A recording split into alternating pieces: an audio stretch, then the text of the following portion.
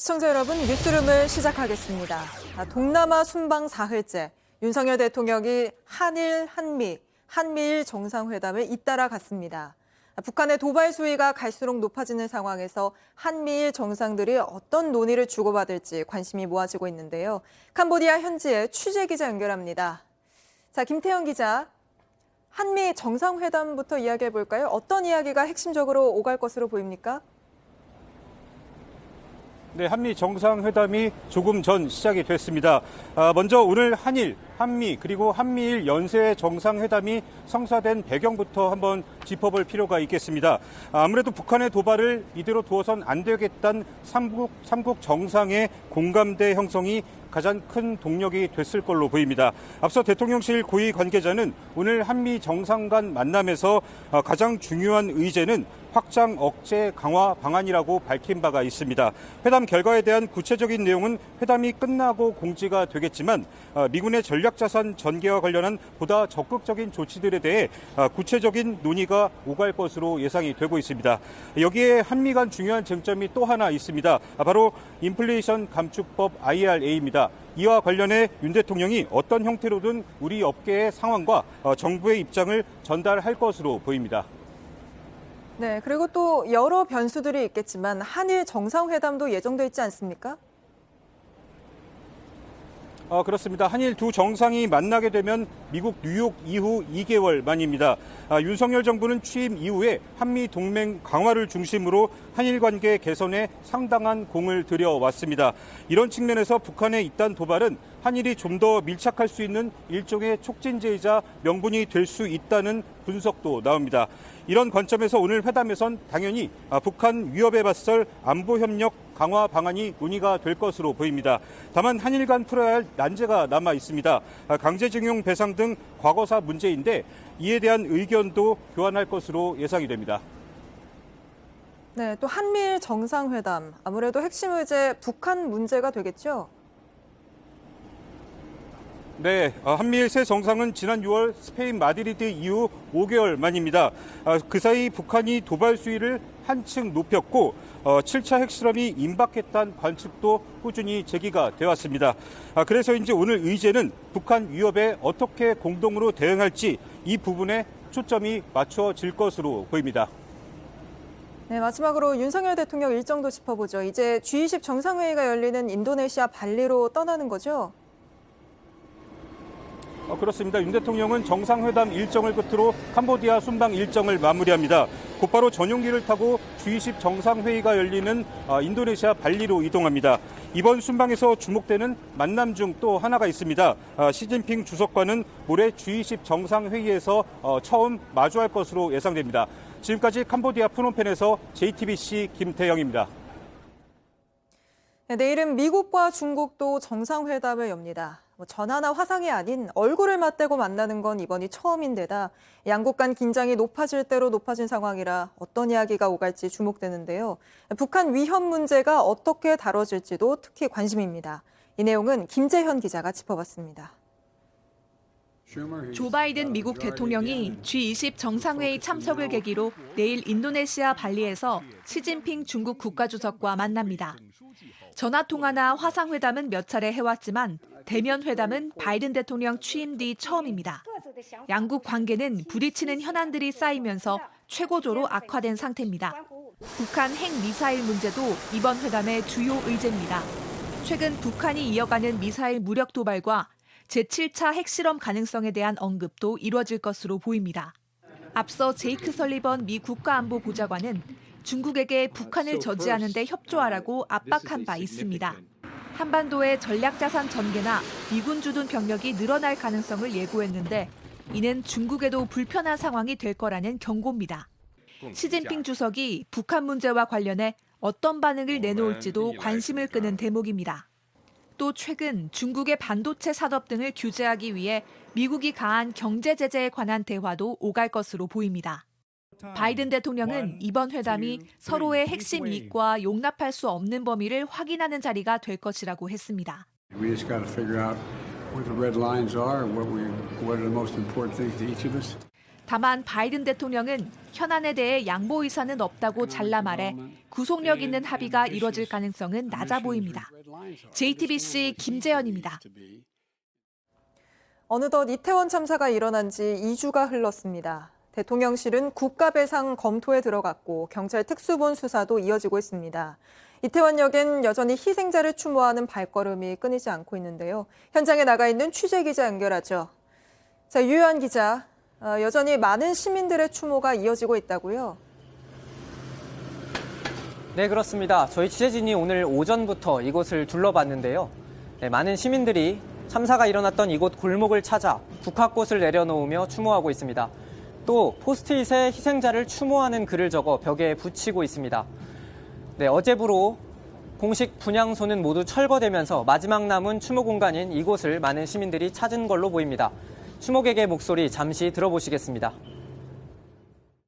마음이 너무 무겁더라고요. 벌써 이게 다 잊혀져 가는구나. 그런 마음이, 무거운 마음이 한 번 더 찾아보게 됐습니다. 네, 또 이태원 참사 유실물센터 오늘까지 운영이 되잖아요. 그럼 남은 유류품은 어떻게 되는 건가요? 네, 이태원 참사 분실물센터는 오늘 밤 8시까지만 운영이 됩니다. 참사 당일 이곳에서 분실된 물건 1000여 점 중 700여 점이 아직 주인을 찾지 못하고 있는데요. 네, 남은 물건들은 서울 용산경찰서로 옮겨져 보관될 예정입니다.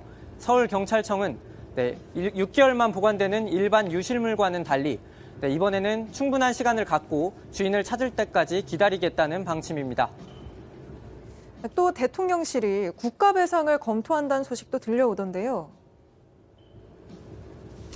네, 오늘 대통령실은 신속한 수사와 철저한 진상규명이 필요하다면서 여러 책임을 지겠지만 국가가 할 수 있는 법적 책임을 다해 유가족의 보상 권리를 확보할 거라고 밝혔습니다. 네, 이런 가운데 경찰특별수사본부는 어제 용산경찰서와 소방서, 구청 직원들을 불러 참사 당일 현장 조치에 대해 조사한 데 이어 오늘은 서울교통공사 관제팀장을 참고인으로 불러 조사했습니다. 참사 당일 사람이 많이 몰렸는데도 이태원역에 무정차 조치를 하지 않은 경위를 살펴보고 있습니다. 지금까지 이태원역 추모 공간에서 JTBC 유효한입니다.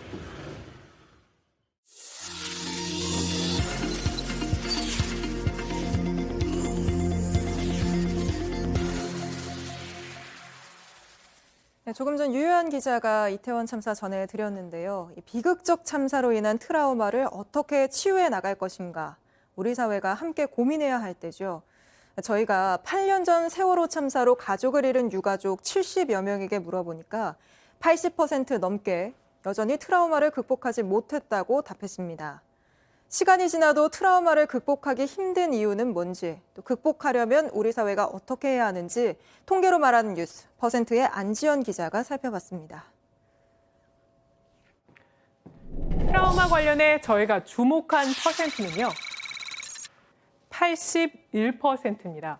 저희 JTBC가 8년 전 참사를 겪은 세월호 유가족 73명에게 설문조사 방식으로 물어봤더니 응답자의 81%는 아직 트라우마를 극복하지 못했다고 답했습니다.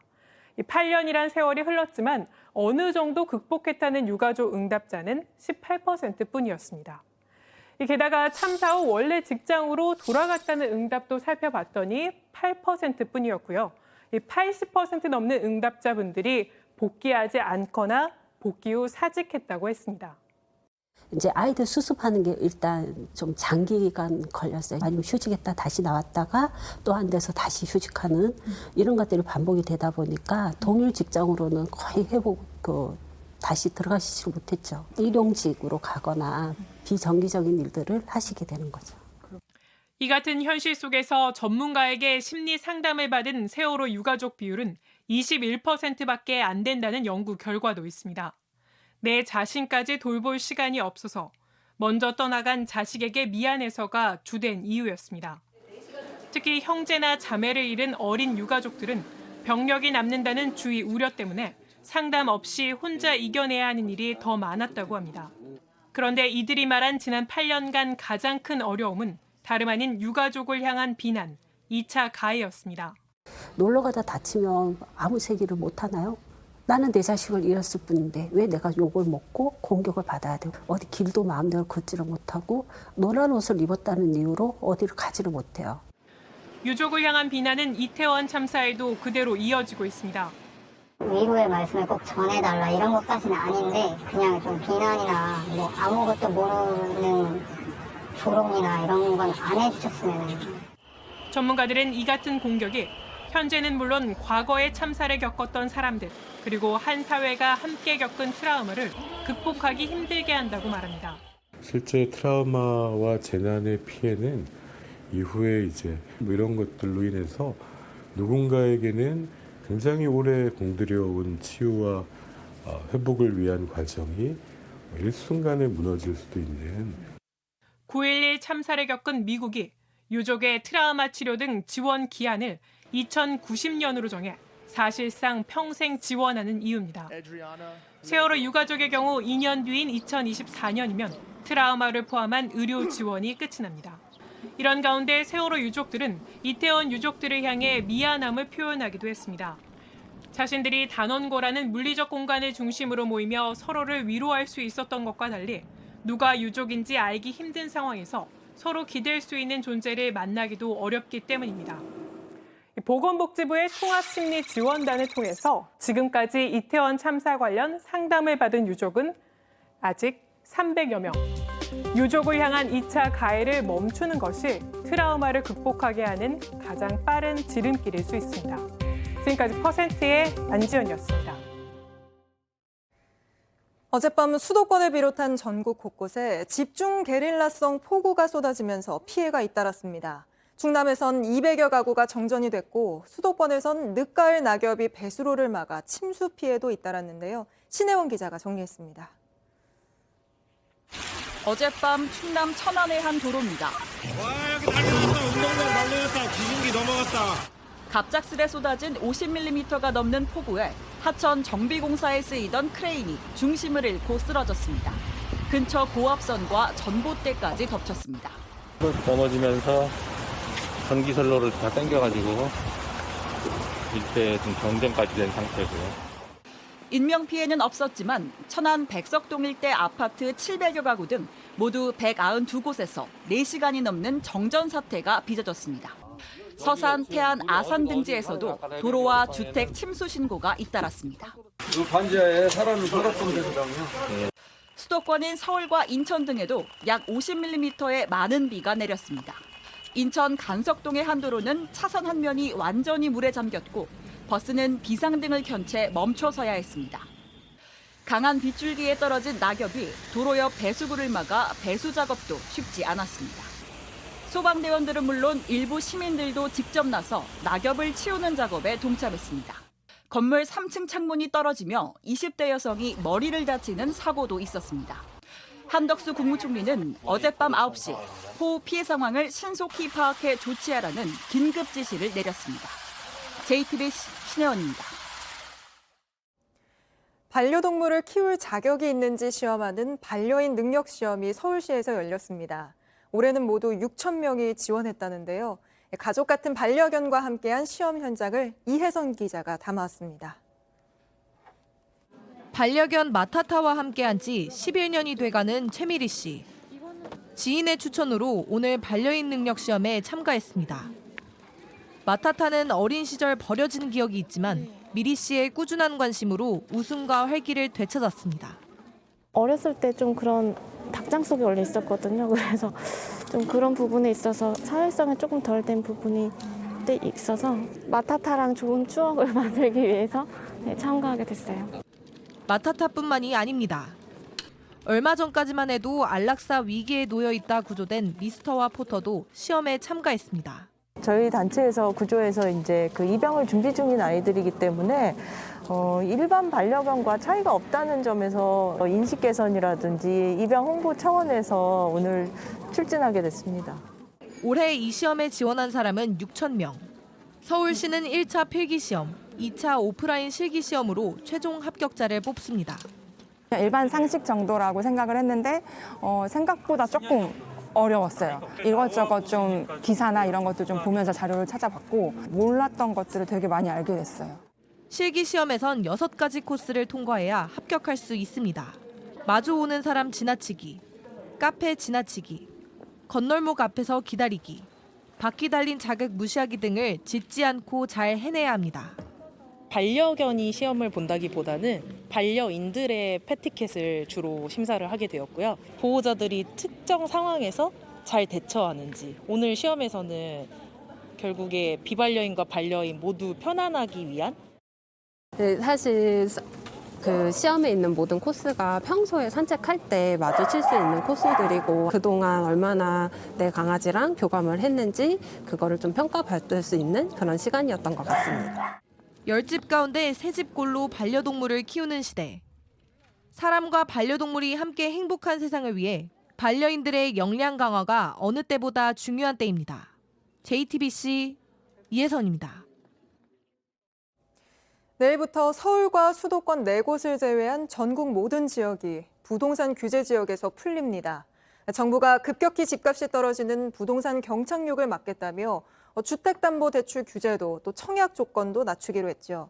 하지만 나날이 치솟는 금리 때문에 부동산 시장엔 여전히 찬바람만 부는데요. 김도훈 기자가 현장을 둘러봤습니다.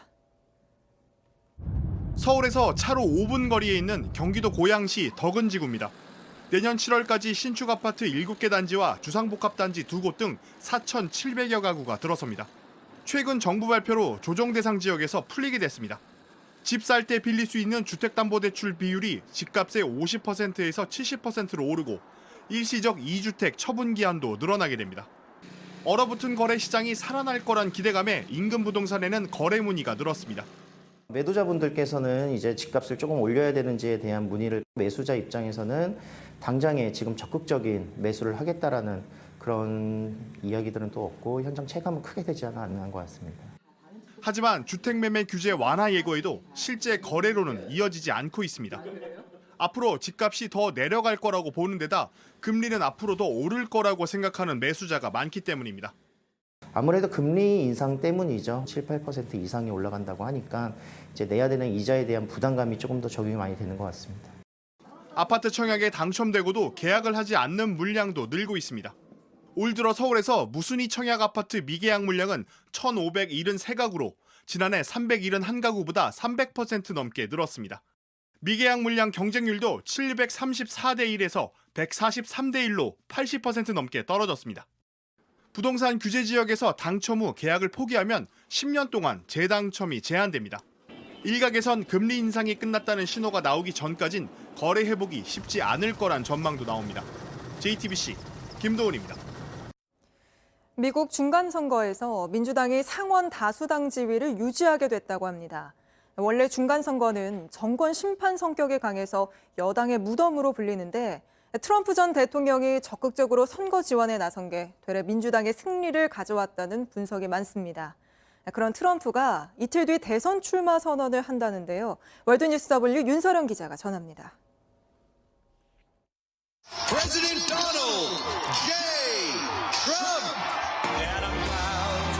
드라마틱한 음악을 배경으로 전용기에서 내리는 트럼프. 마가, 미국을 다시 위대하게라고 쓰인 모자는 트레이드마크입니다. We are a nation that no longer has a free and fair press. Fake news is all you get. And we are a nation that loves to be rained upon. Let's stay out here and get it. 트럼프는 이번 중간선거에서 39명의 후보를 공개 지지했고 쉼없이 지원 유세도 다녔습니다. 하지만 뚜껑을 열어보니 이 가운데 당선된 건 16명뿐이고 개표가 진행 중인 12명마저도 당선이 확실치 않습니다. 특히 이번 선거 최대 승부처였던 펜실베이니아, 애리조나, 조지아주에서 트럼프가 지지한 후보가 모두 저조한 성적을 냈습니다. 2024년 대선에서도 전략적 요충지로 꼽히는 지역에서 패배함에 따라 트럼프 책임론이 불거지기 시작했습니다. 펜실베이니아의 오즈 후보는 TV쇼를 진행했던 스타 의사 출신. 효과가 검증되지 않은 다이어트 약을 판매했다가 $350만 벌금을 물은 바 있습니다. If we look at people like Herschel Walker or Dr. Oz, these were people who were not serious candidates, and voters noticed that and were punishing them for it. 트럼프 때문에 민주당 지지자들이 더 많이 투표장에 나왔다는 분석도 나왔습니다. You know, American democracy is under attack because the defeated former president of the United States refuses to accept the results of the 2020 election. 바이든 대 트럼프, 2020년 대선 구도가 재현된 겁니다. 결국 공화당의 붉은 물결은 일어나지 않았고 하원마저도 힘겹게 이기는 결과로 이어졌습니다.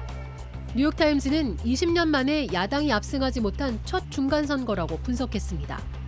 트럼프는 현지 시간 15일 중대 발표를 예고하고 있습니다. 2024년 대선 출마를 공식 선언할 것으로 보입니다. And in 2024, most importantly, we are going to take back our magnificent white. 하지만 공화당 내부에서도 그의 출마를 말려야 한다는 목소리가 나옵니다. 같은 당 애덤 킨징어 의원은 공화당 미래사전에서 트럼프 일가는 퇴출해야 할 때라고 꼬집었습니다. 화려한 복귀 계획에 차질이 생긴 트럼프. 유력 대선 후보로 급부상한 디센티스 플로리다 주지사가 눈엣 가십니다. I'm quite sure that Donald Trump will push some more onto DeSantis. I think that he's going to largely ignore those direct attacks because I think that once you kind of start wrestling the pig in the mud pit, the pig enjoys it and you get muddy. 트럼프가 대선 전선에 복귀하려면 넘어야 할 장애가 한두 개가 아닙니다. JTBC 윤서령입니다. 전쟁으로 폐허가 된 우크라이나 건물입니다. 물구나무를 선 소녀가 그려져 있죠. 얼굴 없는 화가 뱅크시가 직접 우크라이나를 찾아 그려놓은 걸로 추정이 되는데요. 이렇게 파괴된 마을 곳곳에 그려진 응원이 담긴 벽화가 사람들에게 큰 위로를 주고 있다고 합니다. 강희연 기자입니다. 폭격으로 파괴된 건물잔의 위로 어린 체조 선수가 물구나무를 서고 있습니다. 바닥을 짚고 있는 소녀의 양팔에선 넘어지지 않겠다는 의지가 느껴집니다. 또 다른 건물벽엔 어린 소년이 거부의 남성을 엎어치게 하는 그림이 그려졌습니다. 이 남성은 언뜻 블라디미르 푸틴 러시아 대통령을 연상시킵니다. 벽화가 그려진 곳은 우크라이나 수도 키이우 인근 브로디안카. 러시아군의 폭격에 극심한 피해를 입은 지역입니다. 해당 벽화들은 얼굴 없는 화가 뱅크시가 직접 우크라이나를 찾아 그린 것으로 추정됩니다. 뱅크시도 자신의 소셜미디어에 벽화 사진을 찍어 올렸습니다. 벽화는 우크라이나 곳곳에서 발견됐습니다. 콘크리트 방호벽엔 철제 장애물을 시소 삼아 올라탄 아이들의 모습이 그려지기도 했습니다. 벽화를 보기 위해 멀리서 찾아온 사람들도 있습니다. Це такий історичний момент для нашої держави зараз, те, що такі люди, як Бенксі і інші відомі люди приїжджають сюди і показують всьому світу. І сьогодні вранці вирішив пройтися, подивитись, пошукати, де вони. Тобто не було, просто я не знав, де вони, і ось ходив, шукав. 평범한 일상을 다시 찾을 수 있을 거란 격려와 응원. 폐허 속 벽화가 건네는 작은 위로가 사람들의 마음을 움직이고 있습니다. JTBC 강연입니다. 네, 뉴스 스토리텔러 백브리핑 시작합니다. 진상 규명을 위해서는 어느 길로 가야 할까요? 이태원 참사 2주가 지났습니다. 국내임은 신속한 경찰 수사가 먼저라는 입장이고 민주당을 비롯한 야권은 국정조사를 주장하고 있는데 이번 주 정치권에서 논쟁이 한층 치열해질 것 같습니다. 민주당은 당장 이번 주말부터 범국민 서명운동에 들어간 상황이죠. 경찰에 수사를 맡기고 그 결과를 기다리자는 것은 결국 셀프 수사를 통해서 그 책임 있는 경찰 그리고 정부의 책임을 묻어버리겠다는 것으로밖에 보이지 않습니다. 어제는 비 내리는 서울 용산역에서 서명운동을 벌였고 전국으로 확대합니다. 장외투쟁, 여론전에 나섰다고 봐야겠죠. 너희 야당 잘하겠다고 하는데 어디 한번 잘하는지 보겠다. 지켜보시는 분들이 수없이 많다고 생각합니다. 저희 민주당은 목숨을 걸고 반드시 이번 이태원 참사에 국정조사 관철시키겠습니다. 하지만 국민의힘은 지금 단계에선 국정조사가 수사에 방해만 될 뿐이라는 태도를 유지해왔습니다. 지금까지 우리 국회가 사건을 수습하는 방법이 실패했다고 저는 보고 있거든요. 진실은 강제력 있는 수사를 통해서 밝혀진 것에 더 밝혀지거나 다를 바가 없다는 것을 우리 이제는 배워야 한다고 생각합니다. 특히 민주당이 국회 밖에서 서명운동까지 나선 건 참사를 정쟁화하는 거라고 비판하고 있습니다. 국민 서명이라는 가면을 쓰고 이재명 리스크 방탄을 위한 길거리 정치에 나섰다고 날을 세웠습니다. 정쟁화, 정치화하는 의도를 많은 분들이 짐작을 하실 겁니다.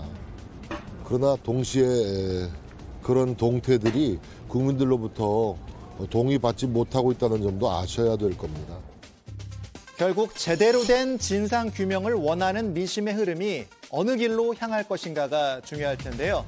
어떻게 생각하십니까? 앞서도 말을 꺼냈지만 참사 이후에 2주가 지났습니다. 진상 규명에도 때가 중요하다는 것, 시간을 허비해서는 안 된다는 것, 여야 정치권에서 꼭 명심해야 할 겁니다.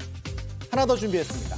결국 터미널, 프랑스 파리 공항에서 세상을 떠났다는 소식이 전해졌습니다. 무슨 얘기냐면 2004년에 개봉했던 영화 터미널 기억하시는 분들 계실 겁니다. There's a man walking around the terminal in a bathrobe. 고국이 공중 분해되면서 미국에 입국하지 못하고 공항에 갇혀 지냈던 남자의 이야기. 네, 영화 주인공 톰 행크스의 실존 인물인 메란 카리미 나세리가 현지 시간 12일 프랑스 파리 샤를드골 공항에서 심장마비로 77세를 일기로 세상을 떠났습니다. 나세리는 이란 출신으로 알려져 있는데요. 1970년대에 이란에서 추방을 당했고 무국적 상태다 보니까 1988년부터 2006년까지 18년을 프랑스 파리 공항에서 머물게 됐습니다. 너무 긴 시간 외부와 단절됐기 때문인지 1999년에 프랑스에서 난민 지위를 받고도 공항을 떠나지 못했습니다. 결국에 영화 개봉 이후 영화사에서 판권으로 약 20만 달러를 받고 나서 공항을 떠났지만 프랑스의 보호소, 호텔 등지를 전전하다가 사망 몇 주 전에 공항으로 다시 돌아왔다고 합니다. 영화로 만들어질 만큼 사람들의 주목을 받았지만 본인에게는 고통스러운 시간들이었을 텐데요. 특히 요즘도 비슷한 상황들이 많이 나오고 있습니다. 한국판 터미널, 우리 인천공항에서도 14개월을 머물렀던 아프리카 출신 난민 신청자 사례가 있었죠. 나세리의 사망 소식에 지금도 세계 곳곳에선 전쟁과 내전 등으로 수많은 난민들이 생겨나고 있다는 걸 다시 한번 깨닫게 됩니다. 오늘 백브리핑 여기까지입니다.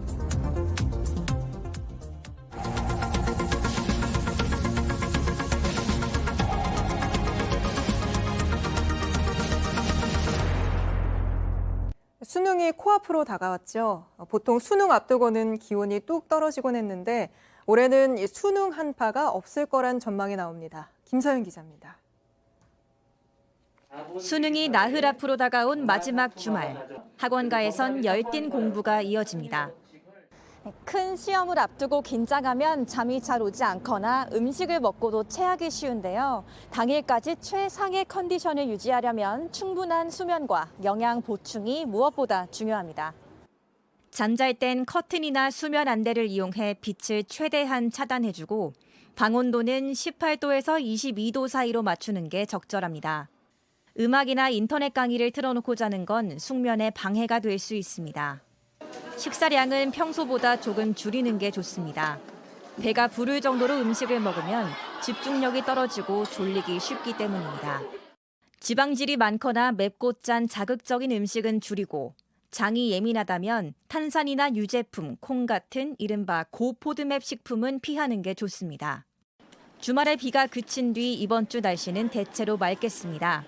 월요일인 내일까지는 낮 기온이 14도에서 18도까지 오르며 오늘보다 따뜻하겠습니다. 화요일 아침부터는 기온이 3, 4도가량 떨어지며 부쩍 쌀쌀해지겠고 찬바람이 불면서 체감 온도는 더 낮아지겠습니다. 하지만 평년보다 기온이 높거나 비슷해 수능 한파는 없을 것으로 보입니다.